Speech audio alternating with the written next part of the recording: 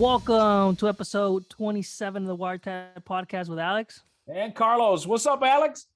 What's going on, man? What's crack-a-lacking? Nothing. What's lacking the cracks? Just getting, just relaxing at the moment, getting ready to do this podcast. Well, listen, man. Speaking of which, you just let me hear an audio that took about 2 minutes that references some of the drama that's going on with Nikola. Those of you who may be familiar, may not be familiar, if you're wanting to know about who this specific company is, their ticker is NKLA. If you've never looked up tickers, just go on Google and type in ticker NKLA, and then you should be able to see a graph how this belongs under the NASDAQ. It's listed under the NASDAQ, and it's been under some drama. I believe today it hit a high of $10.28 per share, and I think there was an increase of 7.4%. And this is a ticker. This is a company that at one point was sitting at $65 a share, $89 million in volume, and it's taken a hit recently. Alex, can you share that clip with us? Yeah.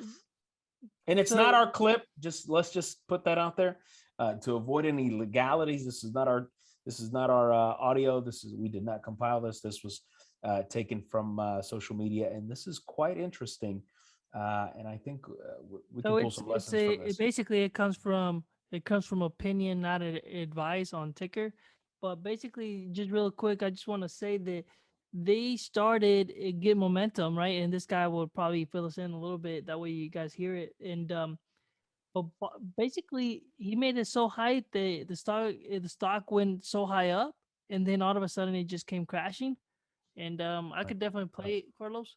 And it started to really take an increase back in April of 2020, which is interesting how in the midst of a pandemic, this company begins to soar, Alex. Go for it. Fraud in recent stock market history. I'm talking about the billionaire founder of Nikola Motors, Trevor Milton, who was indicted last Thursday with defrauding investors. In order to explain what Trevor Milton and Nikola Motors did wrong, we have to start from the beginning. The year is 2015, and Trevor Milton has just started Nikola using the millions he earned from selling 3 prior businesses in a series of somewhat sketchy business deals. Nikola's plan was to produce hydrogen-powered cargo trucks, as well as over 700 hydrogen fuel stations across the U.S. Shout out to logistics. Just a year after being formed, Nikola unveils their first hydrogen trucking prototype, the Nikola 1, followed by the Nikola 2, and of course the Nikola 3. It didn't take long for Nikola to unveil prototypes for other hydrogen vehicles, from pickup trucks to jet skis. Two companies from all over had heard about the hydrogen vehicles, and over $2.3 billion of pre-orders were placed. However, Nikola didn't actually require any cash deposits on those pre-orders. So at this point, Nikola had zero sources of revenue and zero proof of a working vehicle. But just as stakeholders are beginning to wonder if Nikola will ever have a fully functioning product, they released this video of the Nikola 1 driving down a road, and fears are quickly dismissed. Flash forward, it's 2020 and Nikola has just gone public. Retail investors began comparing Nikola to the early stages of Tesla, and the stock goes absolutely parabolic. As the stock price appreciated, the company came to be worth more than legacy car manufacturers like Ford, Nissan, and Subaru, still without having sold a single vehicle. This catches the eye of some big Wall Street firms like Hindenburg Research, and this is where things start to go south very quickly for Nikola. Hindenburg starts doing some digging on Nikola and finds out that Nikola is not what it seems. For starters, remember that video of the Nikola 1 driving? Well, they had actually just rolled it down a hill in neutral and angled the camera to make it look flat. They also discovered that the vehicle parts Nikola had shown to investors weren't even their own. They just slapped duct tape over third-party logos and called it in-house designing. But surely Nikola must at least have a team of highly trained professionals, right? No, not exactly. Nikola's director of hydrogen production was Trevor Milton's brother, a former construction worker. Their head of infrastructure development was a former golf course manager, and their chief engineer was a pinball machine repairman. Hindenburg releases all this information to the public, along with a slew of other fraudulent aspects about the company. And soon Trevor Milton is forced to step down as head of Nikola with a cool $3 billion in stock, which leaves us where we are today, with Trevor Milton being indicted on 2 accounts of securities fraud for misleading investors. Follow and like for more investing content. How about that? Man, the interesting part is this is what happens because we have so much fast availability of information that you could either use it for good, mislead people, in this case, present a product, get it all hyped, and maybe not give people enough time to react, to save their money that they invested in there. Before you realize, that money starts dwindling quick, right? The stock market starts jumping down. Yeah, and dude, you lost like it. Imagine the people who invested when they hit like $60 and now it's at $10. I mean, think about that. For every $60, now Market share yeah, was at 100 million people at one point. I'm sorry. At one point, it was 147 million in volume. That's your market share. At one I mean, point, they were it's, really bringing in the cash, I mean, and it's then pretty things start crazy. to change. I mean, I just his think about that video. How easy it is to manipulate people.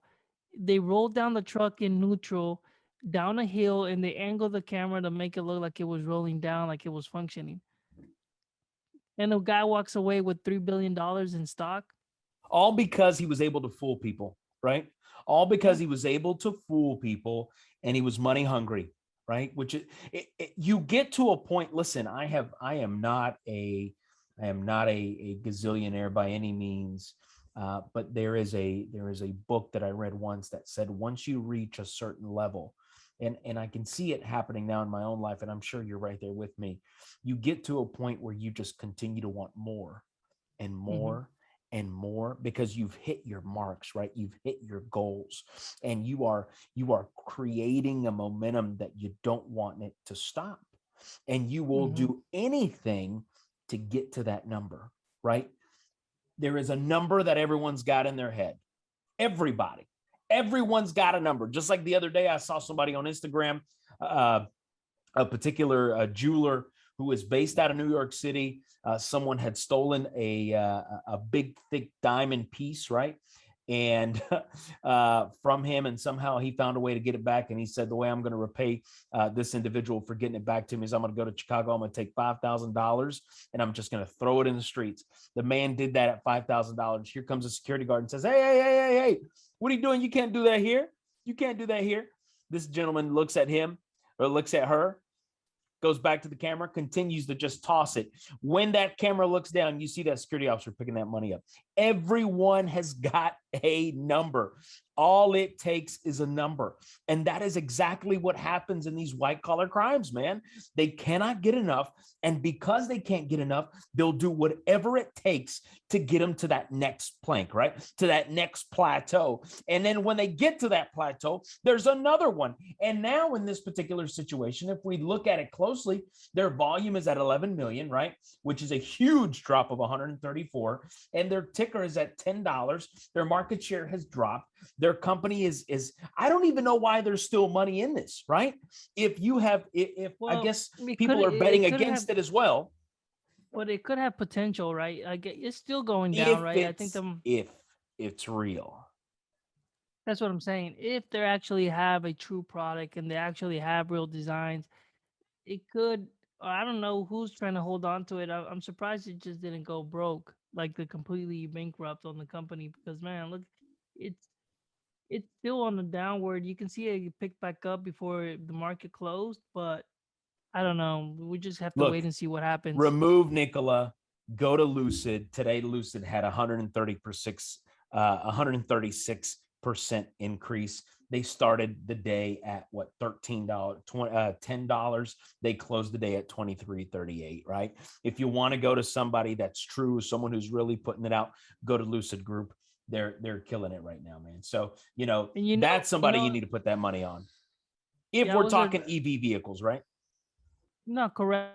And you remember I bought early when before the Yeah, before Churchill they yep. Capital, and of course my stocks just got converted over to Lucid Group. them whenever Mhm. they made the It's merger. a good move. It's So smooth. Listen, guys, we got good information for you. We've got great moves. Listen, all these Instagram people, there's only a few who know what they're talking about. You listen to us, I guarantee you will make some money, but you got to be wise in those picks.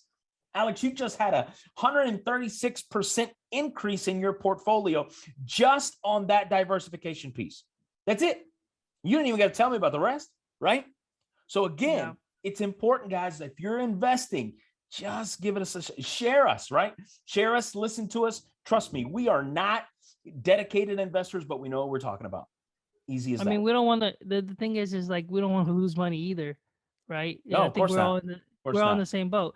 we're trying to make a little bit of money in the money that we're putting in. We're hoping that it multiplies, it starts getting bigger and bigger, and we're trying not to lose that either. So the information that we're trying to feed is information that we're applying to ourselves just to make money. I mean, that make our money work for us, so we don't have to work for Easy the as money. that.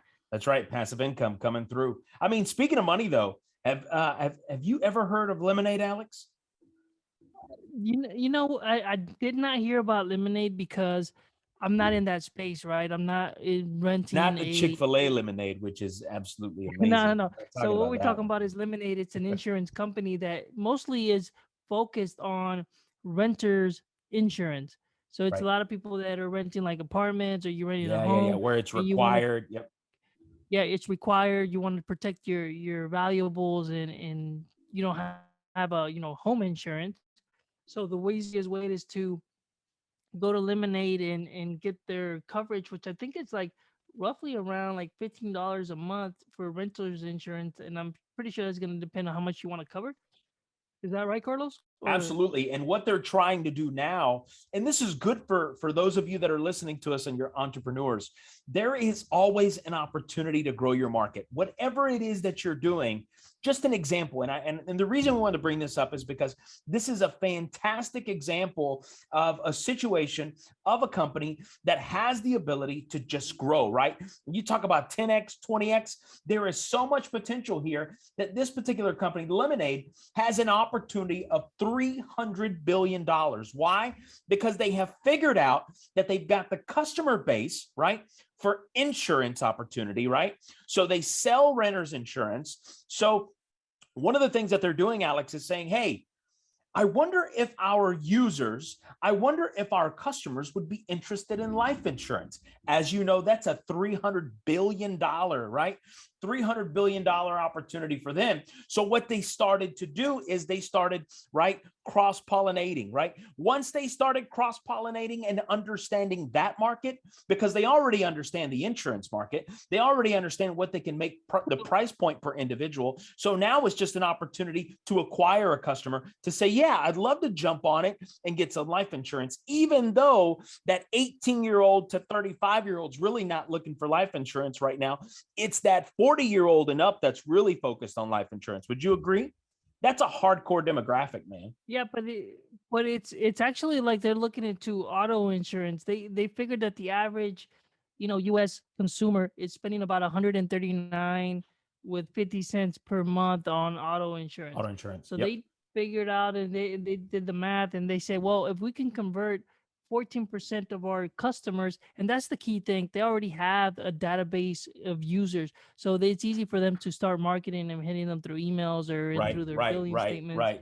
And they figured that they could double just with 14% of their customers. They could double in premiums, and basically grow their business sector. I mean, that's pretty impressive. I mean, I But think that's it's a how, smart move. yeah, man. And here's the thing. I hate to use this pun, Alex, but that is an incredible way of taking lemons and making lemonade out of Lemonade, what right? you've got, right? You are maximizing your customer, you are maximizing your potential. And for any entrepreneur, this is a lesson for you. Sometimes it is okay to think outside the box, because when you begin to think outside the box, there is honestly no telling where it could take your business, right? Think about what you're doing.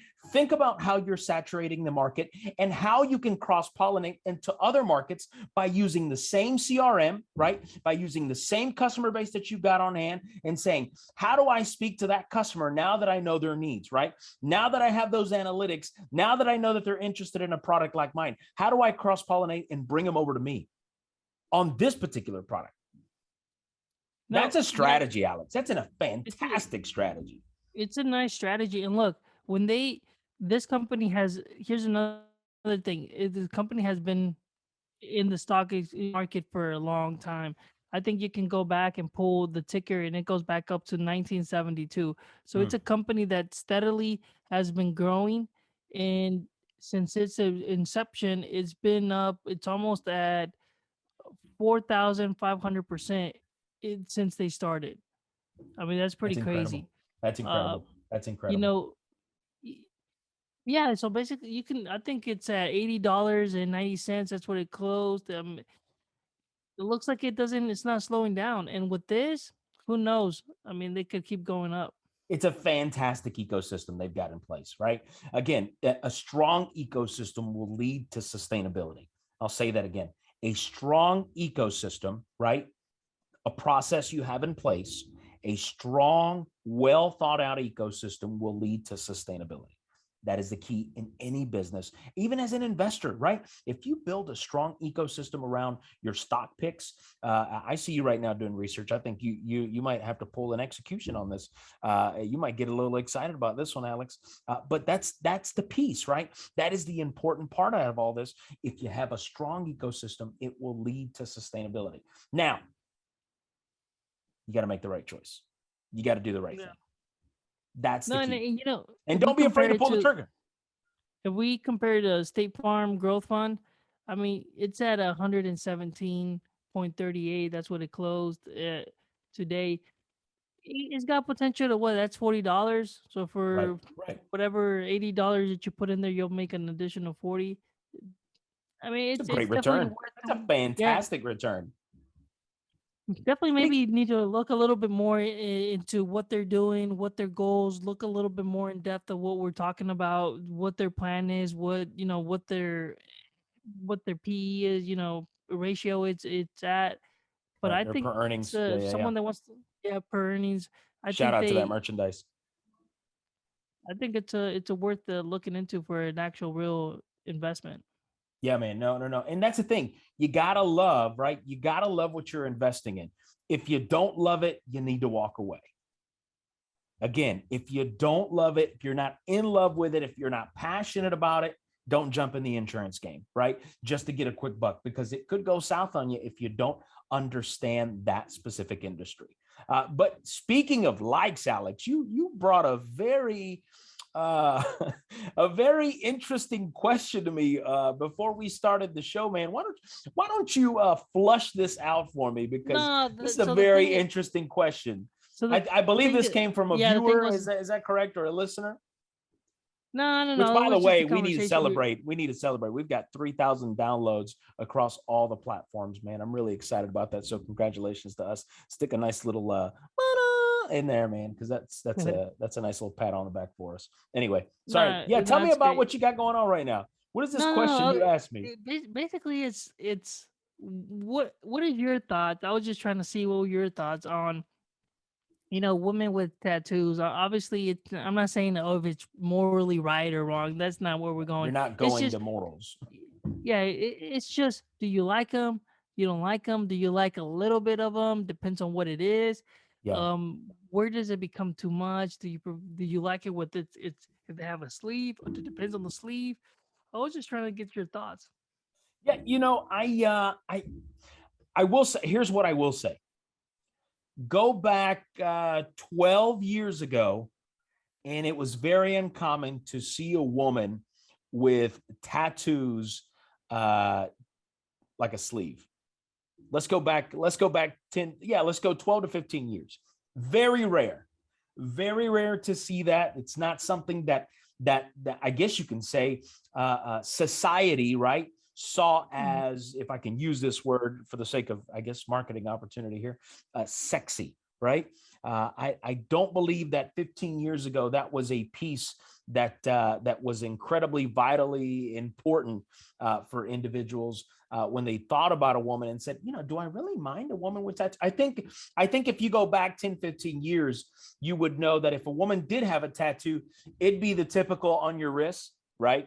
On your Mhm. wrist, on your finger. I know somebody who's got one on their hand, right? And even though it's coming off, it was something like, or in the back. We won't refer to that what that is, but right above right below the waist, or sometimes on their shoulder, right, the back of their shoulder. But now it's to a point where it's a whole sleeve, or two sleeves, right, or a whole thigh, or a whole leg, just a whole leg, just decorate it, right? Make me colorful, make me look like a peacock. And that's fantastic if that's your thing. But for me, if you're asking me, Alex, I think I think it would depend. How about that? You're not a big fan of this. Look, I don't mind. No. I'm not saying I'm not a big fan. No. What I'm saying is, if a lady can pull off a sleeve, I'm in. If she cannot pull off a sleeve, take it off. Right. No, well, that's But a I little harder to believe do, that right? less, I believe that less is more. That's just me. Again, less is more to me when it comes to tattoos. No, I mean, I think it just depends on the tattoo. I don't mind a girl with a sleeve. Just depends. What I don't You like want is your the name when on there, like you got just your name. no, it's just what I don't Remember like that is guy? like when you start doing like sticker tattoo. It's just like Oh, a bunch okay, of sticker. It's like you got a sticker and you stick it on there for no reason, and there's no prime thought or reason, and you just put them in there, just and they're all there. random. You And then want the the tattoo does circle. You want the circles, right? Because it's never ending. You want that. You like that no, stuff. no, no. It's you've seen them before. I You mean, like they the got them like comma. all red. Do you like the comma? Do you like the colon? Right? That my story No, continues to be written. You seen this? Oh, no, I have not seen them. So I would just say it really just depends on yeah. the tattoo. I don't really mind. Some tattoos are better on certain body styles and than others. It just depends on which one you're what you're doing. But I don't know. I think you really need to make a thought. I don't think people should get tattoos just for the heck of it, and then they regret it later, right? Yeah. But it's something that you do like on a lady, is what you're saying. I mean, I do like them. I don't have any. I don't have any personally, but I mean, I don't mind a small little tattoo if it's just like ourselves, or I don't mind a sleeve. I just, I don't know. It just really depends on how it's made and how it's put together. Gotcha. Gotcha. That's You what I don't was saying. want you're not okay with a big cheetah on the side of a thigh, is what you're saying. If it flows, Okay. I'm see what not I'm sure saying? what that means. Can you elaborate No. that? So What what do you I'm mean by saying, like, if flows? it's got a theme to it, not if it's Okay. like, oh, if it's So just if it's that, just and a then cheetah and there's some leaves around it and they're like, you know, in the rainforest it. looking for something, like you want a thematic piece there. I mean, it could be leaves. It's just how it's put together, Carlos. I think that's Okay. the main Okay. thing. Like, Well, cause that's interesting. Yeah. if it's put together like where it makes sense, and I could probably show you some example. There's some good people out there on Instagram.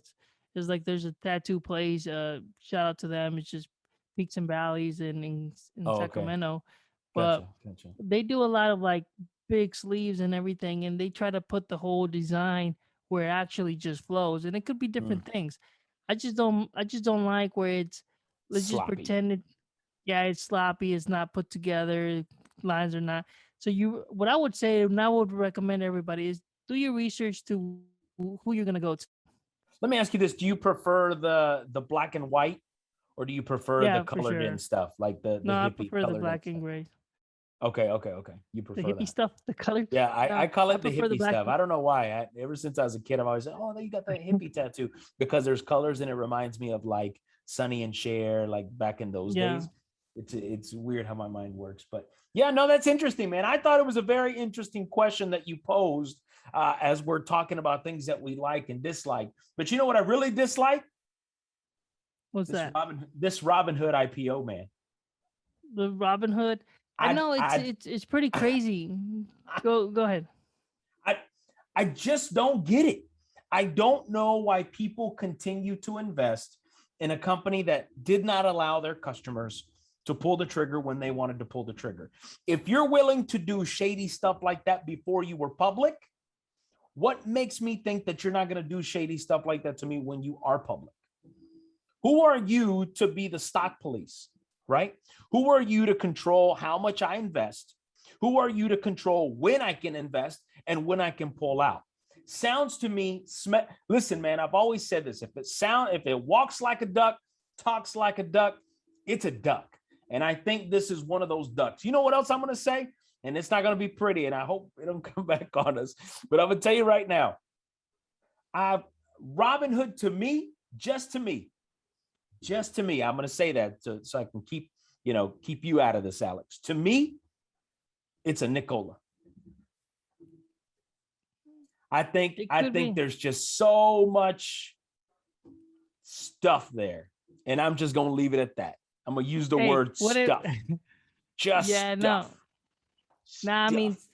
it's just it's hard to Poof. say because there's some other companies that I think even E-Trade also it restricted some buying purchasing power. There was Webull and all. There was a couple of them out there that did it, but the problem is that they came back and said, "Hey, we did wrong, this, and that." Or I'm not sure, but This guy Robinhood ran just around. seemed, He ran in circles when they asked him the question.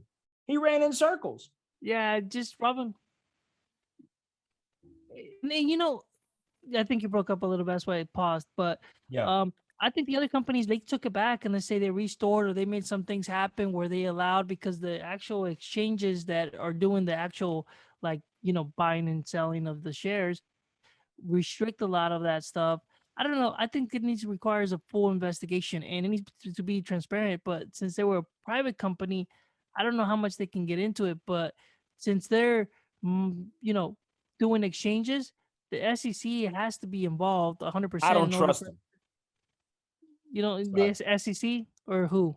No, I don't trust Robin. I just don't trust him. I'm I sorry. I don't don't trust them trust him. either. I Yeah, I don't don't trust trust him. them either. I I just don't don't think trust him. that. You started Well, off shady. What makes you think you're not going to end shady? yeah, I'm and the okay. Now, guy, the here's guy, what I will say. here, Here's what I here, will the say. He had a guys. 7% increase today. The market closed at a 7% increase, even after hours, 8 o'clock tonight, just a little while ago. The market still continued to grow of He's 0.64%. like the guy from WeWork. We work. He's like this. It's He's like weird. the CEO, right? Weird. Yep. Yeah, man. I agree. No, I mean it reminds me of him. It reminds me of the same guy and everything. It's probably because And of the long hair and the slender body. no, and the shady stuff. The shady stuff too. Yeah. It's like he see what the thing is. He tried to make it cool. Robin Hood, we're here for the people, not blah blah. These Here to take people care make of the money. poor. And at the end of the day, they just become another crook and they try to take your money or stop you from doing anything and Yeah. sell your information. I mean, Right. there's a lot Right. of things. There's I nothing don't trust them free. either. There's nothing free, guys. There's nothing free. You are paying for it. There is nothing free. How can you buy into a $600 company that has a $600 ticker? Let's just go there. A $600 ticker, and you can buy a piece of it with Robinhood. I'm not going to begin to break that down, how he's able to do that, but I'm just going to tell you it's shady. Once it collapses, you're done. It's just a big old pot. That's all it is, Alex. It's a big old pot, and that scares me. Yeah, because technically, I mean, it's like you were buying a share. Let's just say it's Amazon. So and we want to buy say $100, just of Amazon. Well, Amazon. they take my $100. Yep, they take my $100. They take, let's just say you put 200. They take your 200. Then this other guy, another guy. We buy one share and we're splitting us. Okay, everybody kind of owns this little piece, and then eventually it's hard to keep. I don't know how they're doing it, or their computers and the algorithms and everything of how they're keeping track. So when you actually sell, like, are you selling and someone else is just buying a fraction? I mean, it's another. I don't know. It could get more complex, but I don't. I don't really trust it. If it collapsed, it would collapse. I think in a bad way instead of you owning a share outright. I just smell stuff, bro. I'm just being real. I smell stuff. Just a bunch of stinky stuff. That's all I'm saying. That's just me. I'm just saying. But, Well, a lot of if you people want to think invest in that it, you want to jump in it, go for it. no, a lot of people think that. I mean, it's here to stay. They think Robinhood is here to stay. They think that the stock market. I mean, it's gonna be one of those that outlast. I'm not sure. I was gonna try to pull up the IPO really quick. Yeah, Did you have it right there on hand or what? I do. I do. It's got average So like volume of 85 million. So it's quite the market share. Let's just be honest. I don't see there's no dividends. There's nothing like that. Market cap of 45 billion. So it's got a serious valuation, right? This is a very serious valuation. I'm sure if it was up to him, he's thinking this isn't enough. We need more. He's just that kind of guy, right? Again, that's the guy that wants to get to that next plateau, right? Wants to get to that next edge. that next ledge, if I could use that. So today the day range ran from 53 to 60, and I think the market is going to have. Listen, that's a big wide open gap, man. That $7 gap. That's a big gap to me, Alex. And I don't know. Again, I think personally, I I think smell a this bunch of guy stuff. I think this guy didn't really my assessment. I don't think he thought that the company was gonna go any bigger or particularly keep making money as it being private. And I figure he'll go public, see how much they can go up, and he's trying to cash out the majority. I want to say fully, but I think he wants to cash out a good portion of it and just secure a bag. Once I he believe, starts selling or once he start removing himself, we know something's up. It might get yeah. too big. It might get too big, right? It might get too big. There could be a hedge fund advisor into all this mess, and we just don't even know it, man. Let's just be honest. Let's just be honest. Yeah. But again, that's just some of the stuff that I think to myself. Again, I just go back to, bro, be honest, right? And it leads to the next segment that we wanted to talk about today. I definitely wanted to talk about this. Won't take too much time as we talk about honesty. Listen, there are so many jobs that are coming open. We had this conversation a couple of weeks ago. People are getting hired. People are getting back into the workforce. There's interviews that are taking place. I've even been able to consult some people on some high level positions that they're working towards. And what I will tell you is there's an article that I read, man, that I was just like, you know what, that's so true.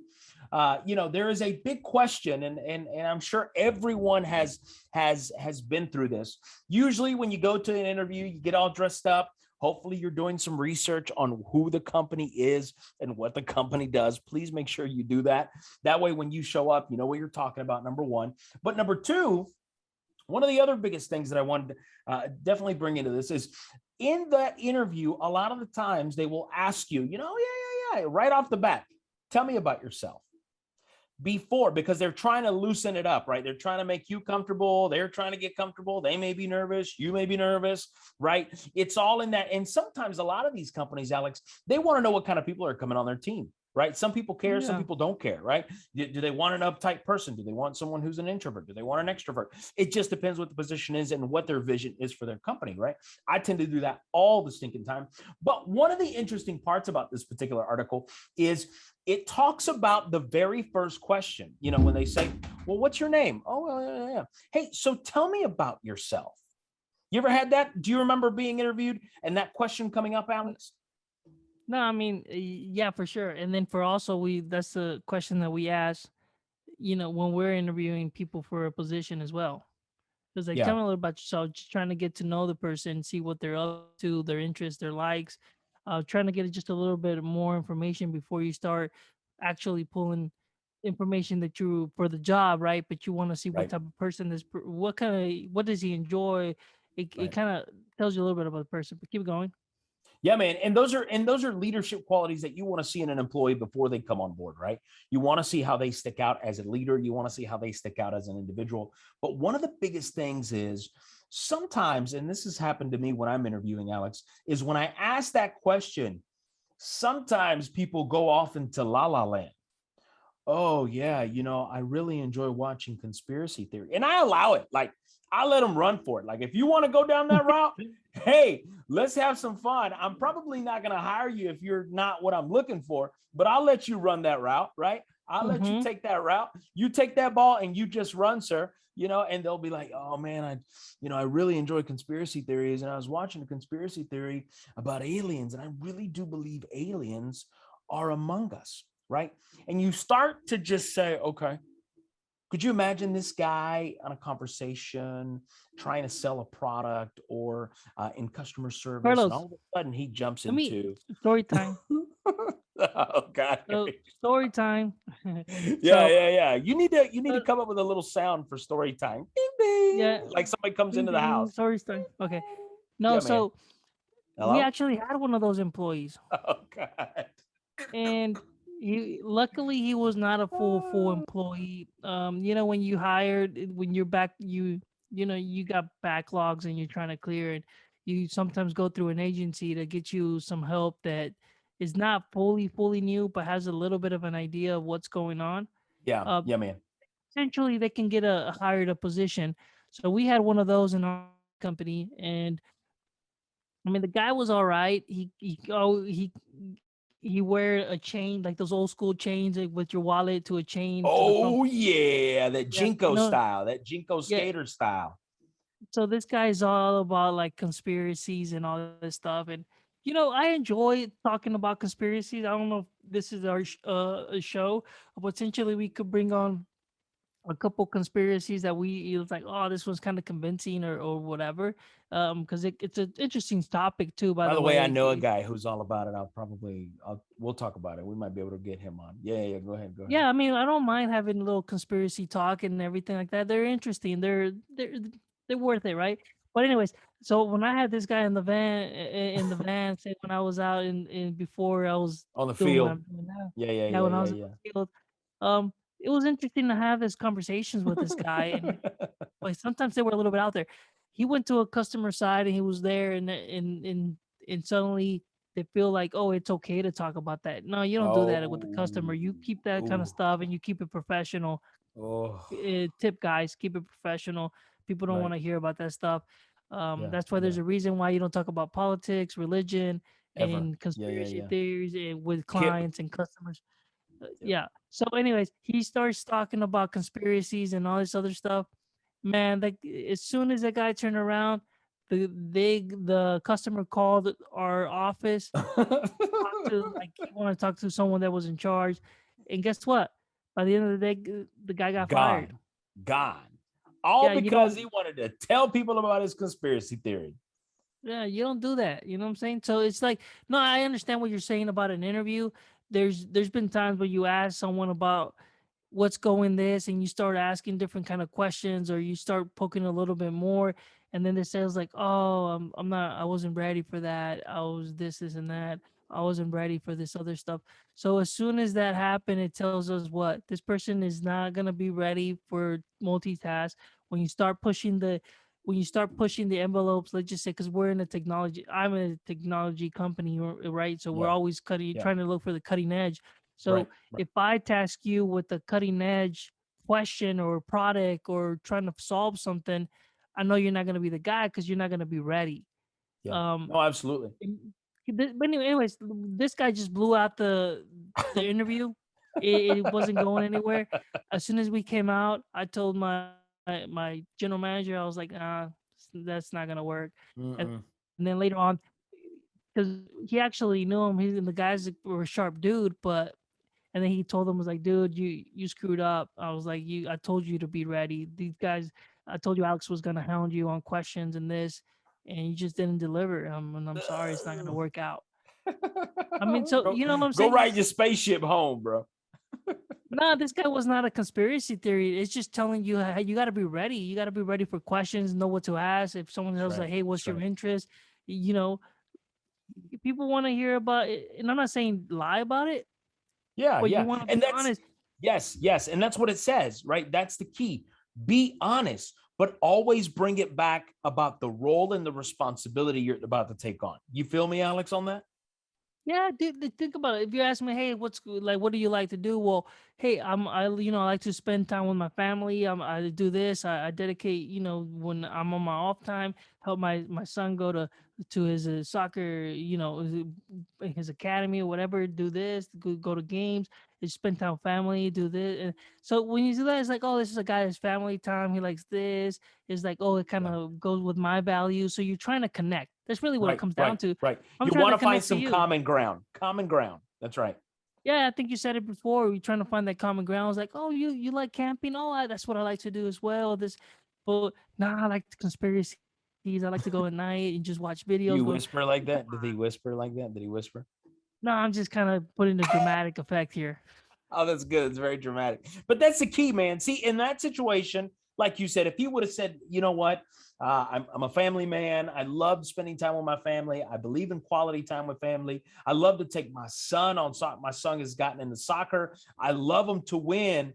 And it's kind of like how I feel about this position. I know that if I'm a part of this corporation, I know if I come on board here, I'm going to win. I'm going to blow it out of the water. I've been in this industry for over 15 years. I'm dedicated. I show up on time. Look at my history. I've got nothing but possible success stories that I could, use right now. Again, you take that moment and you make it about you, yes, but you bring it back around, right? Remember why you're there. You are not there to talk about your values. You are not there to talk about politics. You are not there to talk about conspiracy theories. So as you are at a job interview, and the very first question they're going to say to break the ice is, tell me about yourself. Tell me about you. Who is Alex, right? And then it's on from there. It is your job to sell yourself and make sure you sound sane. Yeah, Right? no. Make sure you sound sane, make sure you can get the job done, and make sure that when you walk out of there, that guy is thinking we need him on the team. Easy as So that. it's like one of the questions that I always ask is like, tell me an interesting story that you had with a customer or a client that they tasked you with a very challenging scenario or a challenging whatever, right? And how did you overcome it? Tell me like what was your thought process? Because in our sector of technology, you've always had customers that are need extra or they need to be able to do something that's a little bit different and they push you and they challenge you and you got to overcome that and come up. And there's always interesting stories if you're doing high level clients. So with that question, what I'm trying to figure out is exactly where the customers that you were dealing with, because you can tell me, oh yeah, we would deal with large customers, large Yeah. commercial businesses and everything, but Yeah. really, because if you did, then they would start pushing you in those boundaries. When you tell me it's like, Right. oh no, it's just this and that. Well, then I know that you didn't. You were mostly stuck in the medium to lower commercial business, and we're trying to As it hire was you at to high do large volume. commercial. Correct. Right. So Right. Right. that's the question that I use to try to pierce through that and figure out where level you are. And when Yeah. it's like, oh no, don't really have stories. That's the majority of them. And someone was like, yeah, I do this, and then so that's what I try to do to figure out what level they're at. And sometimes it's better for them to just say, it's like, no, I haven't done it. I stick to the medium and everything, but I love to learn. I like the enthusiasm. I'm looking for a company that I can grow in, a company that's going to push the boundaries because where I'm at, I'm stagnant. I haven't grow. I don't see any area of improvement. And then it's like, oh, okay. So there's a guy that's willing to be taught or learn to go somewhere, and we can work with that. See what I'm saying? Yeah. Absolutely. Absolutely. No, no, no. I totally get that, Alex. And that's the thing, man. Look, my whole point out of this conversation, out of this discussion topic is always bring it back. And that's exactly what you're doing. Always bringing it back, always circling back around. Yes, be honest. Yes, be real. It's all about that. They want to know who the real person is, but there's certain things you just need to keep to yourself. Look, there are some things in everybody's closet that that companies, your boss does not need to know. Keep that in the closet and show your professional self. Use that acronym, keep it professional. So, again, I just wanted to bring that up, man, because there's so much going on right now when it comes to hiring and talking about interviews. And it just triggered my mind today when I had a conversation with somebody who was really actually going for a A VP job position. interview? Big VP position. But hey, man, have you, No, I know you're a hold fan on. of, yeah, Well, hold on, little fan. Tell me, I want now that we're talking about interviews and everything. yeah, I man. know that you had a business meeting or maybe I don't know what it was, but you had the VP, the Vice President of the United States on your Zoom or Oh something. man, yeah. So I Listen, forgot I you don't really actually like to talk about those things, do I? I no really don't no, talk but about those things. I I know. saw that in your last in our previous episode you had already had that meeting and I just forgot to mention it and then I was like, man, why didn't I ask? I was super curious and I was like, you know what? Yeah, I'm not gonna even say nothing. I'm just gonna save it for the show. yeah, yeah, So, yeah, yeah, do yeah. you mind saying a little bit of how she was like or what your experience was or what was it a little bit whatever you can Yeah, share? yeah, man. Yeah, I won't get into it too much. I'm not going to get into the weeds. It was it's part of the Small Business Administration. The Small Business Administration right now has been tasked to give billions of dollars to small businesses, and I have played a major role with some of the businesses that I've played a major role in. And I had the opportunity, man, and I'm very humbled by it, that my company was able to play a role in a public-private strategies meeting that involved the vice president. And it was basically an opportunity for her to discuss the importance of small business, the importance of small business being the backbone of our country versus large business. You got to keep in mind that in order, you look at these large companies, you got to remember they started small. So the backbone is truly small business. So I had the opportunity to do that, man. And I won't get too much in the weeds on it, but it was basically a good opportunity to say, look, here's what the government is doing. Here, how people are participating. And on this panel, these individuals have played a major role in being heavy hitters for the Small Business Administration. And I was very fortunate. I'm not gonna lie. Like I said, I don't talk about this stuff. I don't really like to brag, because if I say it, I feel like I'm bragging. I'm not really bragging. I'm just I'm very grateful for the opportunities that I have gotten in my life. And that was certainly one of them, to be able to be in the same room, right, as Vice President Kamala Harris, who at one point, who knows, could be our next president.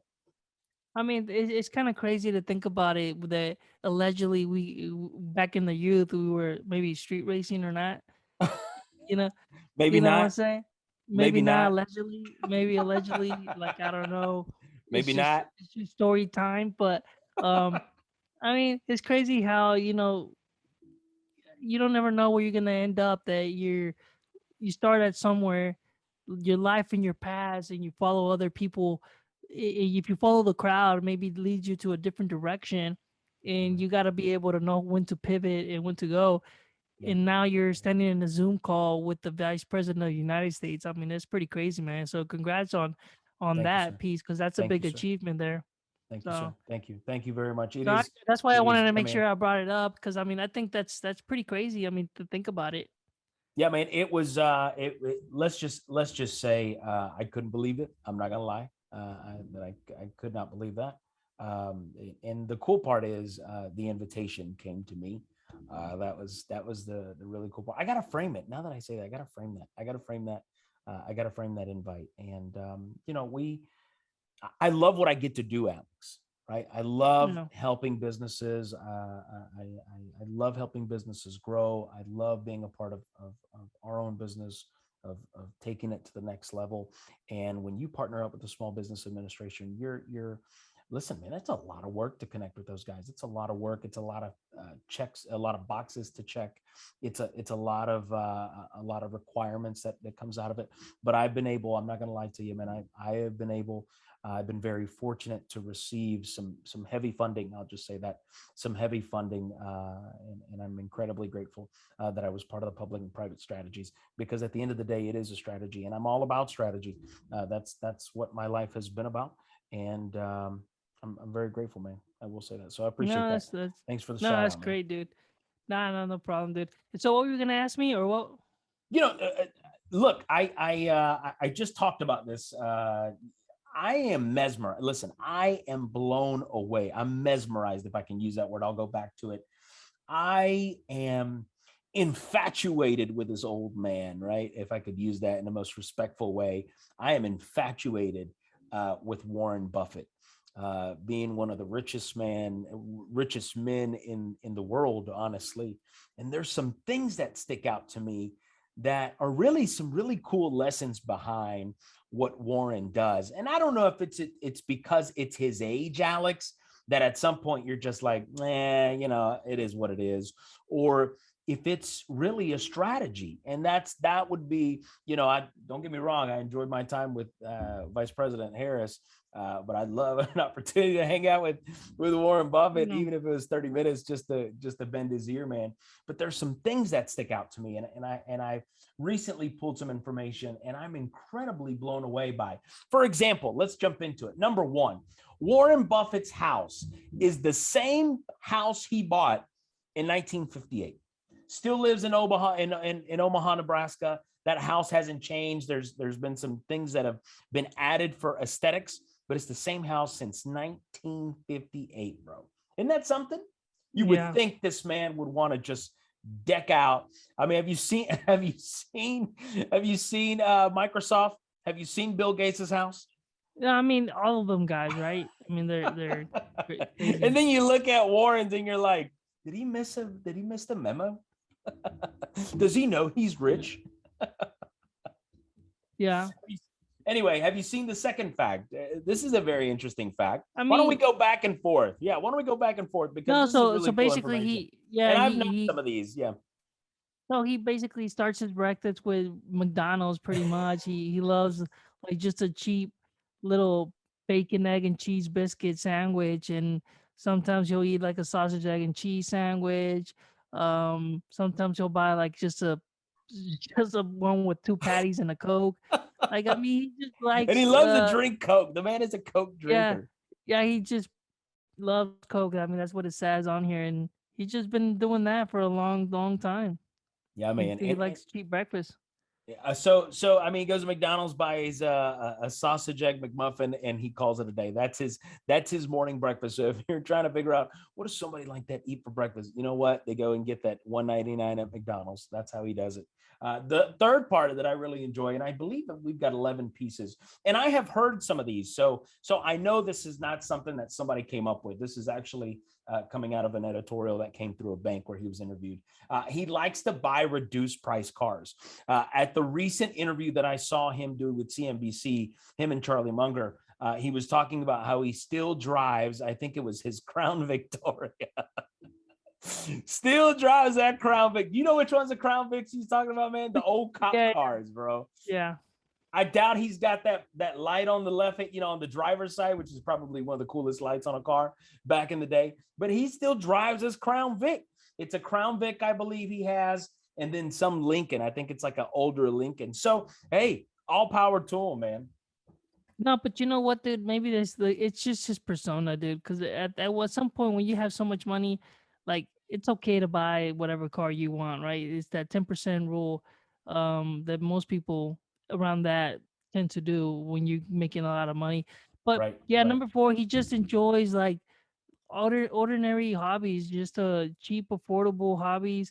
He likes playing like games, like card games. I mean, it's just like anything that you find videos of himself playing instruments with. He likes to play instrumental. So it's just basically hobbies that are cheap that anybody could afford, really. Yeah, no. It's a really cool thing. One of the other things that I've noticed about him is that when he's around Bill Gates, like if they're doing an interview, he is so chill, so laid Hmm. back. It's not a peeing match.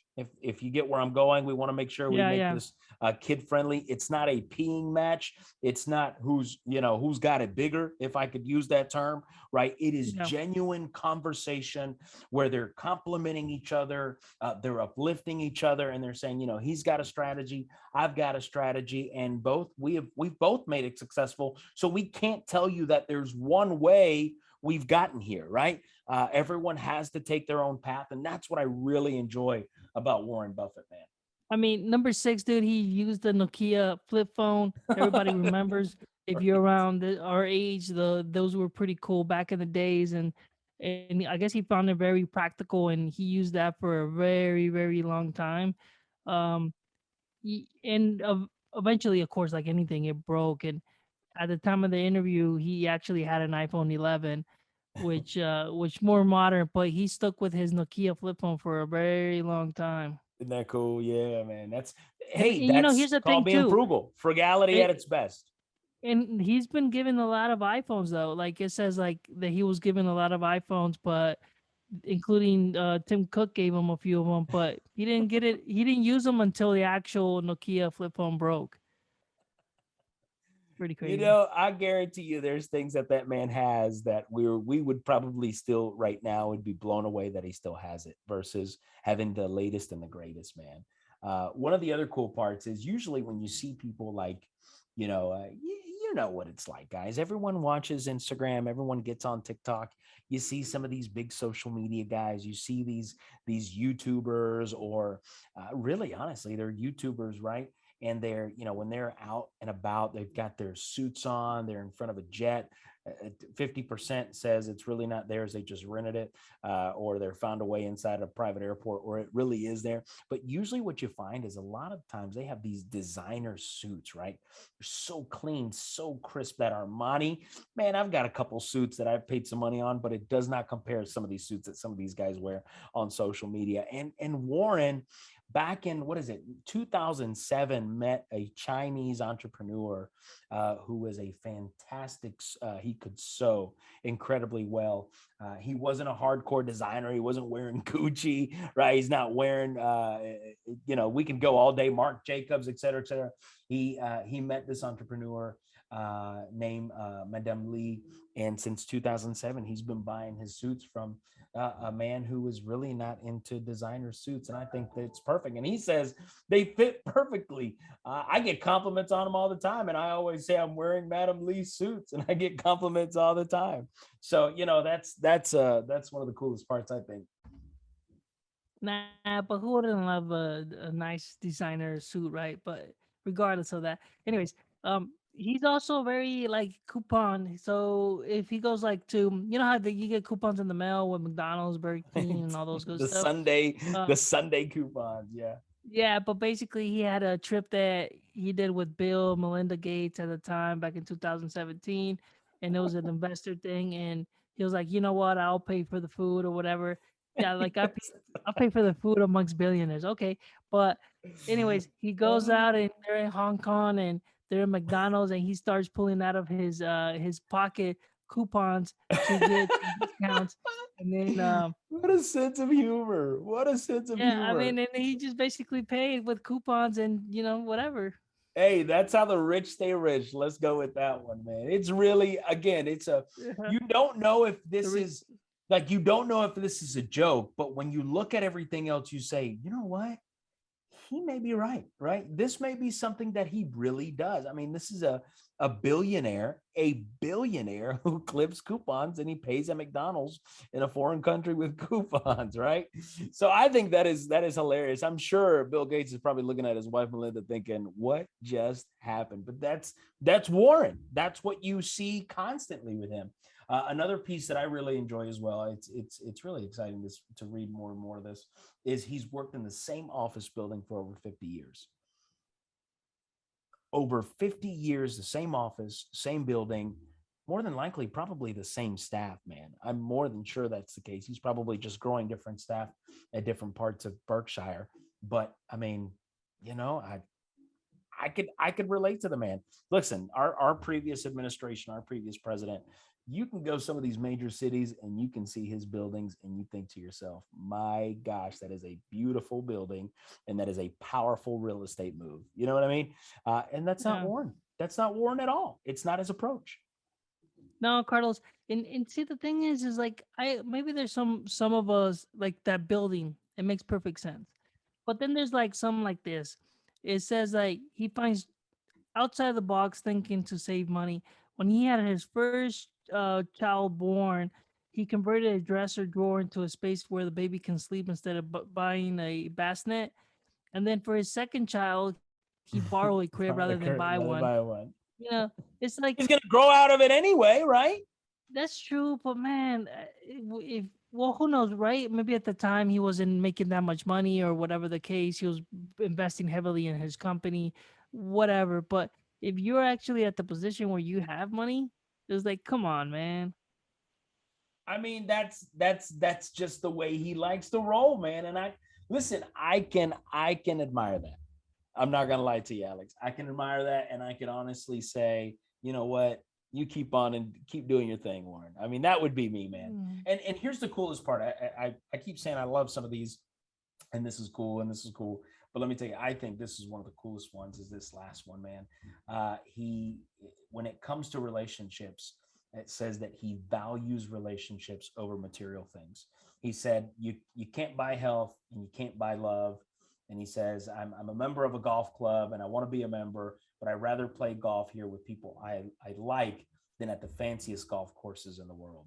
I'm not interested in cars, and my goal is not to make people envious. It's just about connecting with people, valuing people for who they are. And that's what matters to him. He's 90 years old, bro. You know, I No, hope dude, that you at know 90 what? years old, I value people. I think I value people now, but I hope I value them more when I'm 90 years old, man. Just being real. Yeah, yeah, for real. And then there's another article. I wish I had it, but I was reading an article of where he started, how he started working, how he put money aside, and you know, the Warren Buffett investment, I guess, best thing that you Strategy. can do is strategy, is over time, Oh, consistency. That's his thing. yeah. It's Yeah. consistency over time with the plan. And I need to find that article so we can actually discuss it, because it really points down and breaks it down of where he started, how much he invested, blah blah blah, and then and now he is where he is. Yeah, man. Yeah, man. I think it's fantastic. So anyway, Go listen, ahead, go ahead yeah. and give us the quote of the day. Yeah, man. This We'll comes wrap up from with that. yeah. It comes from Andy Hale. And as always, I like to read it twice. I know you don't like me to read it twice because it takes away from your aesthetic, Alex. I'm so sorry, but I'm gonna read it twice today because it's really good, man. All right. This comes from Andy Hale and says, you don't always need a plan. You don't always need a plan. Sometimes you just need to breathe. You need to trust. You need to let go and see what happens. Mandy Hale says, you don't always need a plan. Sometimes you just need to breathe, trust, let go, and see what happens. My name is Carlos. Just like live in the moment. This is Alex. Woo! Thank you for tuning in to the show, guys. Peace. Peace.